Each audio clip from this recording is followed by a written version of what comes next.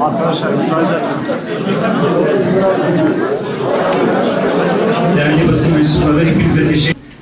Şimdi Adalet Bakanı Sayın Bekir Bozdağ konuşmalarını yapmak üzere kürsüye davet ediyorum.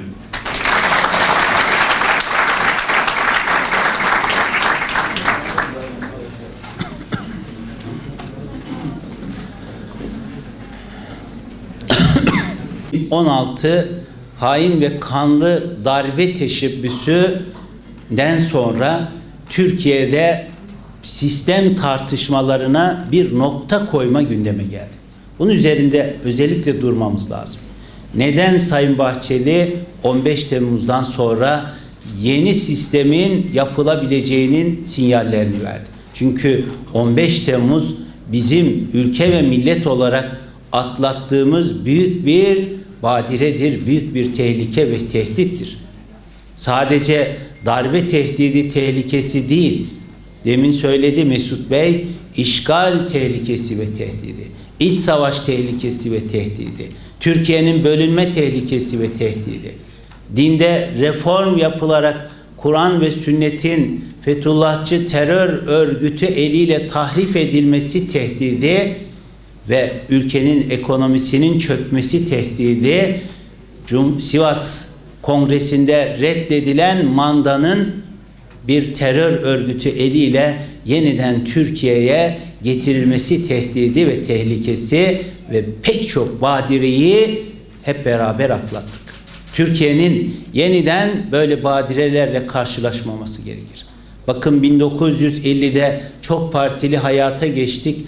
O günden bugüne gençler 60'ta bir darbe, 80'de bir darbe, 2016'da bir darbe.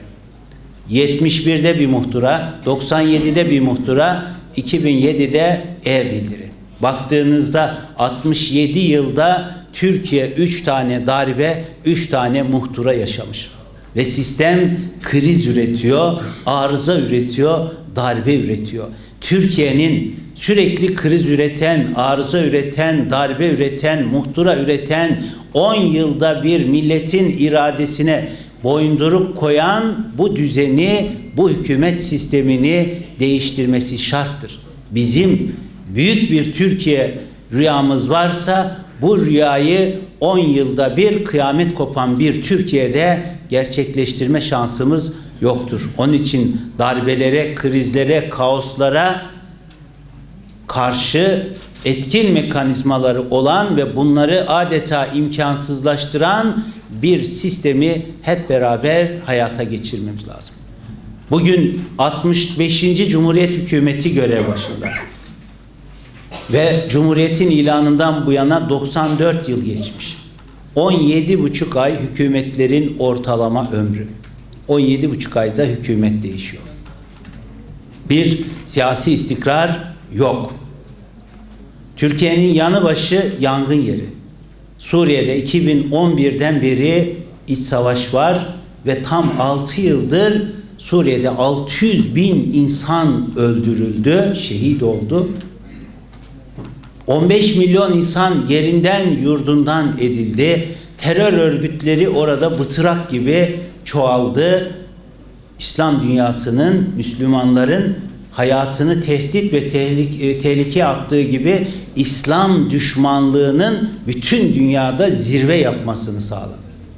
Ve Türkiye bu yangının ateşinden, dumanından, yangında yananların kokusundan ve yangından kaçanların feryadı figanından kurtulamazdı.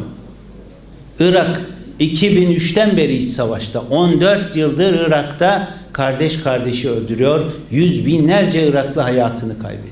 Oradan da Türkiye'ye gelen büyük sıkıntılar var. Bizim içimizde PKK terör örgütü, DAEŞ terör örgütü, DHKPC terör örgütü, FETÖ terör örgütü dahil pek çok terör örgütü eş zamanlı terör eylemleri yapıyorlar ve sürekli milletimizin, devletimizin birliğine, bütünlüğüne saldırıda bulunuyorlar.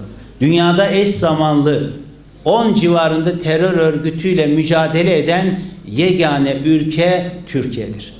Onun için bizim Anadolu Öğrenci Birliği olarak, bu gençler olarak Anadolu'da bir var, bağımsız ve Allah'ın izniyle kıyamete kadar payidar bir devlet olarak, bir millet olarak yaşamamız için Anadolu'da istikrar, hem de değişmez, değiştirilemez bir siyasi istikrar şarttır. Eğer biz istikrarı bu bölgede hakim kılamazsak, Bursa'da hiçbirimiz güven içerisinde olamayız. Onun için bölgenin istikrarına düşmanlık edenler ve bu istikrarı yok etmek isteyenlerin karşısında her daim dik duracağız. Ve güçlü iktidarlar burada olması lazım. Siyasi istikrar yetmez, güçlü iktidar olacak ki ülke daha cesur kararlarla ileri götürürsün. Yurt dışı, yurt içi çalışmalar da başladı. Halk oylama sürecinin başlamasıyla beraber. Avrupa'ya gittik. Orada büyük bir telaşı gördük. Avusturya telaş içinde, Hollanda telaş içinde, Almanya telaş içinde, Belçika telaş içinde, İsviçre, Danimarka hepsi telaş içinde. Başkaları da telaş içinde ve korku içinde. Sanırsınız ki biz Türkiye'nin hükümet sistemini değil de Almanya'nın hükümet sistemini değiştirip değiştirmeyeceğimizi 16 Nisan'da oylayacağız. Herkesi bir panik ve korku sarmış durumda. Yahu size ne? Biz kendi hükümet sistemimizi değiştirip değiştirmeyeceğimizi oylayacağız. Sizin hükümet sistemine dair bizim bir değerlendirmemiz, bir oylamamız yok ki.